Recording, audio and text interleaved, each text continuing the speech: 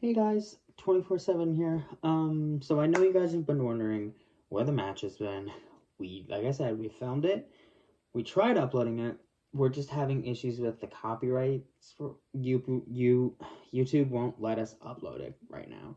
So I'm gonna have to work on editing it again. So it's gonna be delayed for a little bit. It is gonna happen. We are gonna post it. It did happen. It's not deleted. We have it.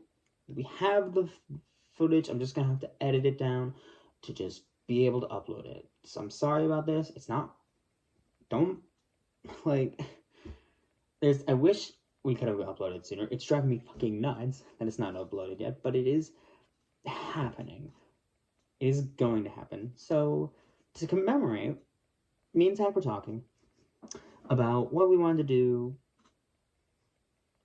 for videos. So this is kind of like an apology video. So this is like, instead of getting this, get this video. So what I have here are the ranking the best matches of the first 10 WrestleMania. So kind of just, we're just going to put like best WrestleMania matches 1 through 10 in the title. So we had to leave some matches off here that I hate to leave off, but there were better matches on these shows. So my honorable mentions are Ultimate Warrior versus Rick Rude from WrestleMania 5. There was a better match on that show, sorry. But I just really liked Rick Rude here. I think this is like defining moment, beating the first person to beat Warrior, I think, in the company at WrestleMania. It was so great. I love Rick Rude. He doesn't get enough credit.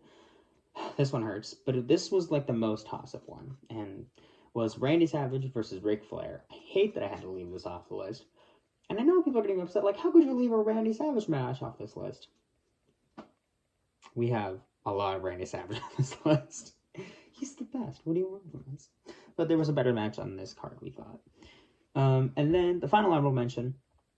Please don't crucify us for this. Razor Ramon versus Shawn Michaels at WrestleMania 10. Look, it's a great match. I love it. But I'm knocking points for taking time and making 10 wrestlers not get a paycheck. Because yeah. The match is great and would probably be like number 11 on this list, okay? Number 10. This is like the least favorite of the best matches.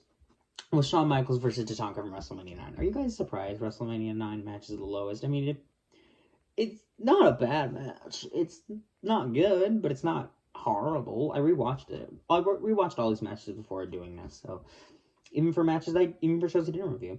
But this, it was fine. I mean, Shawn Michaels is Shawn Michaels. I mean, of course, it's gonna be okay. And Tatanka's okay. The finish is kind of whatever, but that's fine.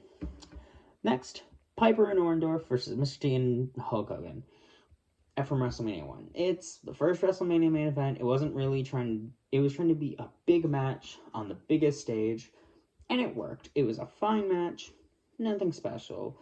But I think the spectacle of being in the first ever WrestleMania main event, I think puts it above WrestleMania 9's best match. Next, so those were the okay matches on whatever shows. Now we're getting to the matches that are actually, like, good to decent. Randy Savage versus Ted DiBiase. Randy Savage winning the WWE title for the first time. It was a good match on a really bad show. On the rewatch, not after watching this match after not having to watch WrestleMania 4 again, because I wasn't going to do that again for this. It's a good match. A little too much Hogan, a little too much interference, but I think the moment itself of Savage winning definitely helped. But my problem is, too much Hogan. But it was a good match. Number 7, Dream Team versus the British Bulldogs. The only other tag team match on this list. This, oh my god, after watching WrestleMania 2, which is so fucking slog, guys, don't watch WrestleMania 2, it's a slog. If you're gonna watch anything from this show, watch this match. This is a good match. This is good tag team psychology. Apparently there was a stipulation that I didn't know about, that I think it was the Bulldogs, if they didn't win, they didn't get another shot at the titles. Oh my god, that really helped the tension of the rewatch, but this was a good match with all 4 competitors. I think it was like Brutus Beefcake, Greg Valentine, Dynamite Kid, and British Bulldog. But you know those guys are going to put on a good match together. And they did. The psychology was good. The ring work was good. The ending was great of the Bulldogs winning. You could feel that, like, Dynamite was just out of it, but it was great. Now we're getting to the really good matches. Because next we have Randy Savage versus Hulk Hogan from WrestleMania 5. This is a great WrestleMania main event.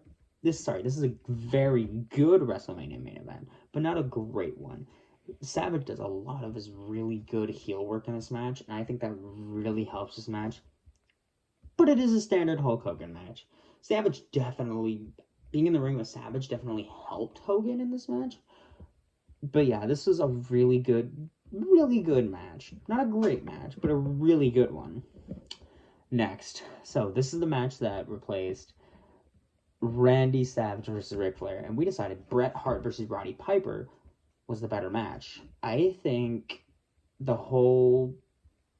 this was just two guys beating the shit out of each other for, like, I know I'm the better man. But dude, they came up with this match the night before. They just fucking agreed on everything. It was great. I loved this match. If the other matches weren't so great, I would have had this higher, but this is the highest I could feasibly put this match. But this is such a good Intercontinental title match. And speaking of Intercontinental title, congrats to Gunther for breaking the Intercontinental title record. 455 days. Congratulations to Gunther. We'll get to that. But next, Randy Savage versus Ultimate Warrior at WrestleMania 7. The emotional ending of this match. Holy crap.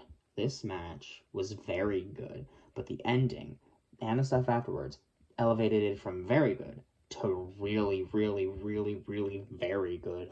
Damn near great.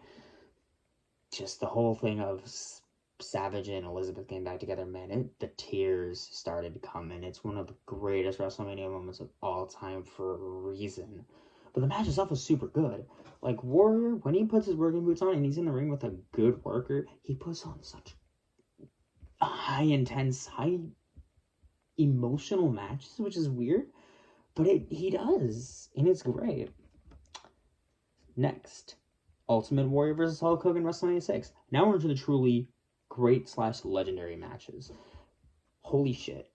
This match was bear hugs, pushes, and just clotheslines the match. However, the fucking crowd. Me and Zach were talking about, like, how it's gonna be like to go back and watch WrestleMania 36 without the crowd. It's gonna be weird. Watching this match, I realized just how important a crowd and how much a crowd can change how I view a match. Holy shit, this fucking match would not be as good as it was if the crowd weren't as fucking intense for it. Like I said in the review, but the crowd in this match were fucking just going nuts for everything. And that definitely helps when a crowd is enjoying a match. Like, when I get to WrestleMania 32, I'm gonna shit all over that main event because the crowd was tired and didn't give a shit. And that's gonna affect some of the, like, 32, 33, 34, 35 for their main events because people were just fucking tired and angry by the end of those. Thank God for 2-night WrestleManias. But yeah, Warrior Hogan, legendary, great match. Next. So the top two were very hard to decide between what I wanted number 1 and number 2. But I think I'm okay with this order. Number 2 is Bret Hart versus Owen Hart. I get it. The ladder match is great. It's very good. But the story of this match elevated this match. And Bret's such a good fucking seller with his in-ring psychology is so good.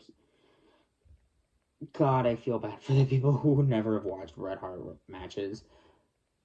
Like, when he really goes and has a great match, Jesus Christ, there's nothing like it. He's one of my top 10 favorite wrestlers of all time for a reason. And this match was Owen's, like, biggest moment.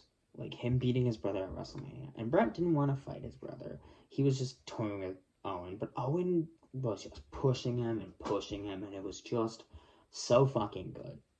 And just, you gotta watch this match, guys. It's the best opening match in WrestleMania history. The only one that's even close is maybe Daniel Bryan, Triple H.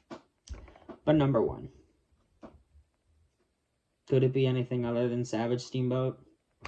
I mean, this match is legendary. Like, legendary. This match will go down in history as one of the greatest, not only WrestleMania matches, not only pay-per-view matches, but matches in the history of professional wrestling.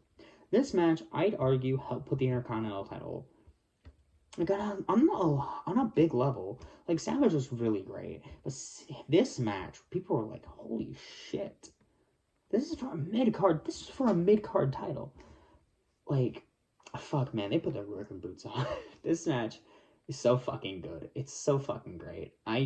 Every time, this is one of those matches that I could watch forever and ever and ever, and just never get sick of it. This is a fucking great match. There's a lot of Randy Savage on this list, but he literally scripted down his entire match like DDP. And those guys have good matches for a reason. They just know what they're doing. But yeah, Savage Steamboat is just a fucking classic. It's fantastic. The spots are great. The selling's great. The ending's fantastic. Like, God, this match is so good. But yeah, hope you guys enjoyed this list. We're going to do these after we finish WrestleMania 20. But yeah, this should be fun, and I will see you guys next time with the WrestleMania 12 review, which I'm currently in the middle of watching, and it is an interesting watch. But yeah, I'm in 24/7, and I will see you guys next time. Bye. See you with more awesome wrestling content.